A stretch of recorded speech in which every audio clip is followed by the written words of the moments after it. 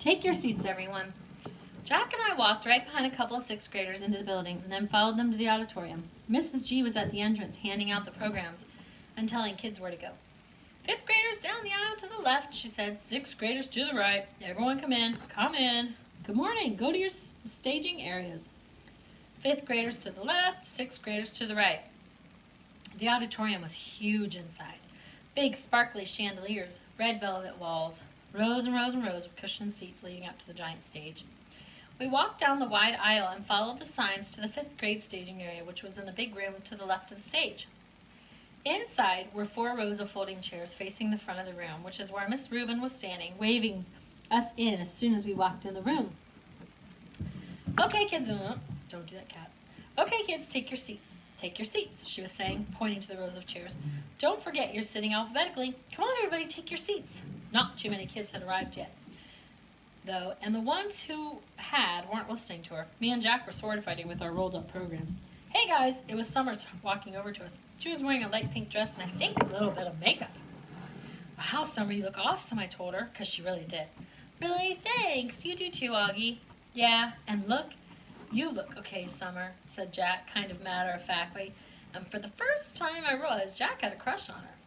This is so exciting, isn't it? Said Summer. Yeah, kind of, I answered, nodding. Oh, man, look at this program, said Jack, scratching his forehead. We're going to be here all freaking day. I looked at my program. Why do you think that, I asked. Because Mr. Jansen's speeches go on forever, said Jack. He's even worse than Mr. Tushman. My mom said she actually dozed off when he spoke last year, Summer added. What's the awards presentation, I asked. Oh, that's where they give medals to the biggest brainiacs, Jack answered, which means Charlene and Examina will win everything in the 5th grade, like they won everything in the 5th grade, in the 4th grade and 3rd grade. Not in 2nd grade, I laughed. They didn't give those awards in 2nd grade, he answered. Maybe you'll win this year, I joked. Not unless they give away awards for the most C's, he laughed. Everybody take your seats, Miss Rubin started yelling louder now, like she was getting annoyed that nobody was listening. We have a lot to get through, so take your seats. Don't forget you're sitting in alphabetical order. A through G, first row. H through N, second row. O through Q, third row. R through Z, last row. Let's go, people. We should go sit down, said Summer, walking toward the front section. You guys are definitely come over to my house after this, right? I called after her. Definitely, she said, taking her seat next to Examina Chin. When did Summer get so hot? Jack muttered in my ear. Shut up, dude, I said, laughing as we headed toward the 3rd row. Seriously, when did that happen? He whispered, taking the seat next to mine. Mr. Will, said Rubin. Ms. Rubin shouted. Last time I checked, W came between R and Z. Yes. Jack looked at her blankly. Dude, you're in the wrong row, I said. I am? And his face, the face he made as he got up to leave, which was a mixture of looking completely confused and looking like he's just played a joke on someone, totally cracked me up. A simple thing. About an hour later, we were all seated in the giant auditorium waiting for Mr. Tushman to give his middle school address. The auditorium was even bigger than I imagined it would be, bigger than the one at Via School. I looked around, and there must have been 1 million people in the audience. Okay, maybe not 1 million, but definitely a lot. Thank you, Headmaster Jansen, for those very kind words and introductions, said Mr. Tushman, standing behind the podium on the stage as he talked into the microphone. Welcome, my fellow teachers and members of the faculty. Welcome, parents and grandparents, friends and honored guests, and most especially welcome to my 5th and 6th grade students. Welcome to Beecher Prep Middle School graduation ceremonies. Everyone applauded.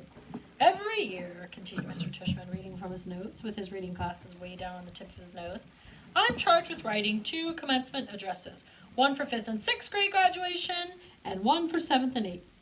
That will take place tomorrow. And every year I say to myself, let me cut down on the work and just write one address so I can use for both situations. Seems like it shouldn't be such a hard thing to do, right?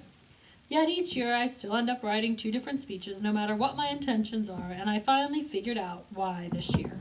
It's not, as you might assume, simply because tomorrow I'll be talking to an older crowd with a middle school experience that is largely behind them, whereas your middle school experience is largely in front of you. I think it has more to do with this particular age that you are right now. The particular moment in your lives that even after 20 years of my being around students this age still moves me. Because you're at the cusp, kids. You're at the edge between childhood and everything that comes after. You're in transition. We are all gathered here together, Mr. Tushman continued, taking off his glasses and using them to point at all of us in the audience. All your families, friends, and teachers to celebrate not only your achievements of the past year, beat your school middle schoolers, but your endless possibilities. When you reflect on this past year, I want you to look at where you are now and where you've been. You've all gotten a little taller, a little stronger, a little smarter, I hope. Here some people in the audience chuckled, but the best way to measure how you've grown isn't by inches or the number of laps you can now run around the track, or even your grade point average, though those things are important to be sure. It's what you've done with your time, how you've chosen to spend your days, and whom you've touched this year. That, to me, is the greatest measure of success. There's a wonderful line in the book by J.M. Barrie, and no, it's not Peter Pan, and I'm not going to ask you to clap if you believe in fairies. Here, everyone laughed again. But in another book, called The Little White Bird, he writes, he started flipping through a small book on the podium until he found the page he was looking for, and then he put on his reading glasses. Shall we make a new rule of life? Always to try to be a little kinder than necessary? Here, Mr. Tushman looked up at the audience. Kinder than necessary, he repeated. What a marvelous line, isn't it? Kinder than necessary. Because it's not enough to be kind. One should be kinder than needed. Why I love that line, that concept, is that it reminds me that we carry with us, as human beings, not just the capacity to be kind, but the very choice of kindness. And what does that mean? How is that measured? You can't use a yardstick. It's like I was saying before, it's not like measuring how you've grown in a year. It's not exactly quantifiable, is it? How do we know we've been kind? What is being kind anyway? He put on his reading glasses again and started flipping through another small book. There's another passage in a different book I'd like to share with you, he said, if you'll bear with me while I find it. In Under the Eyes of the Clock by Christopher Nolan, the main character is a young man who's facing some extraordinary challenges. There's a part where someone helps him, a kid in his class.